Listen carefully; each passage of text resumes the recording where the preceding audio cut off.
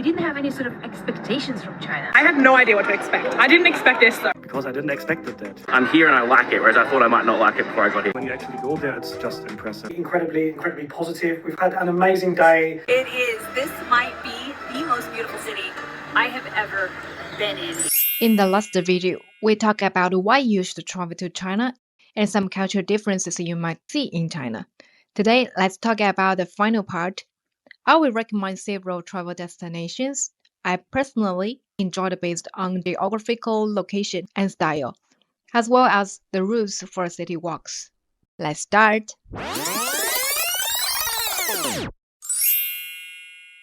If this is your first time to travel to China, I highly recommend that the first place you have to visit is Shanghai or Beijing, but they are separated, so you can just choose one. And if I have to choose one, I recommend Shanghai because it is a paradise of foreigners. If you can't find any international brand or a restaurant in Shanghai, you can't find it anywhere in China. Besides some iconic landmarks, what I highly recommend is city walk. I will suggest you a route, which is my favorite one. I have walked on that street for many times. I still haven't got tired of it. The starting point, Wukang Road, is one of the famous historical and cultural streets in China. The government ensures that this area will never undergo any reconstruction, preserving its original appearance. The buildings in this area were constructed around the early 20th century during the Qing dynasty, later becoming the French concessions, so you can see various architectural styles here. Walking here, you will feel like you are in Europe. What's amazing is that here not only has the ordinary people's residential atmosphere, but also the former residence of various historical celebrities. You can see many foreigners living nearby, as well as various international restaurants. I often see Western-faced parents strolling outside with their little baby. And if you are a fan of urban scenery, I recommend these groups of cities based on different styles and geographical locations. The first group is Hangzhou, Suzhou, and Nanjing.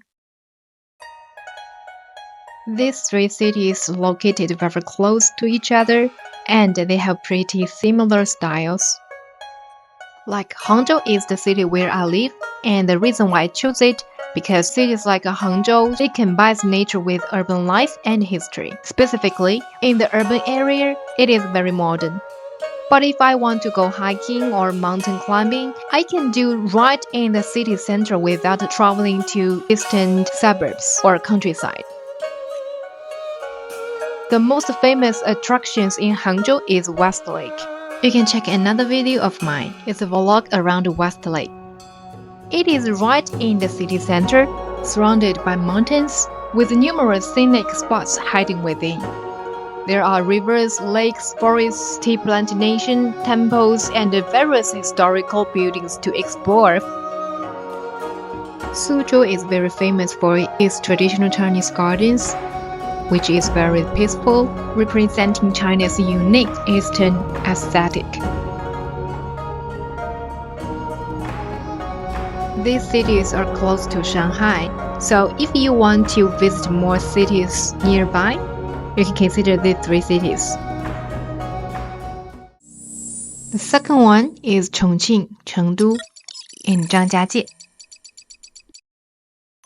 Pandas, without doubt, are the darlings of the Chinese people. The most important bases are located in Chengdu. Another thing which is famous here in both Chongqing and Chengdu is tasty food. Like the hot spot comes from here, and as you can see, the food here is commonly spicy, so you'd better learn how to say that phrase I told you before coming here. This is also where you will find ancient Bashu culture with thousands of years of history, and it is famously known as the starting point of the Silk Road. Chongqing is also known as a mountain city, and I've seen many YouTubers visit there to film videos amazed by the residential buildings and the transportation facilities planned according to the terrain differences in the city. It's quite impressive.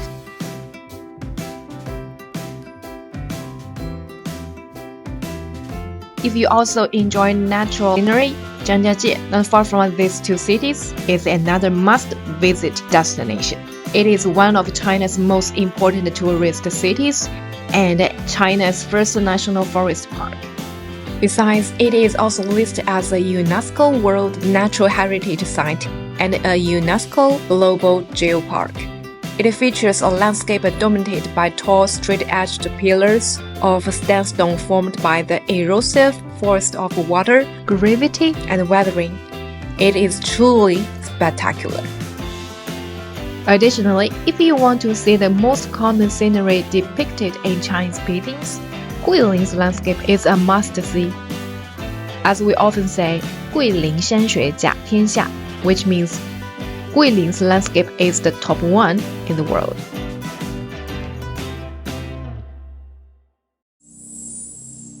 Next group is Dali and Lijiang.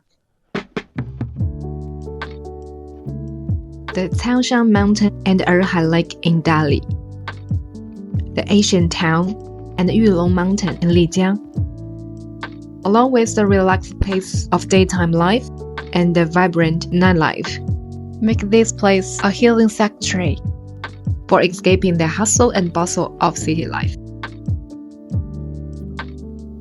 It is also a gathering place for many ethnic minorities.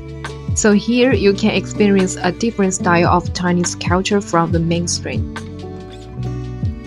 If you want to have a relaxing trip in China, I really highly recommend these two destinations.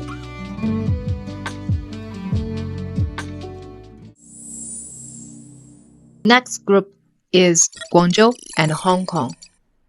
Due to its long history of development, Guangzhou may appear somehow old, but this does not diminish its significance in China's economic development.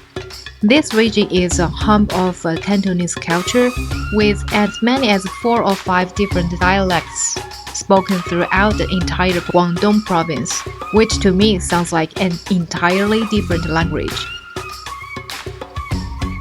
Hong Kong.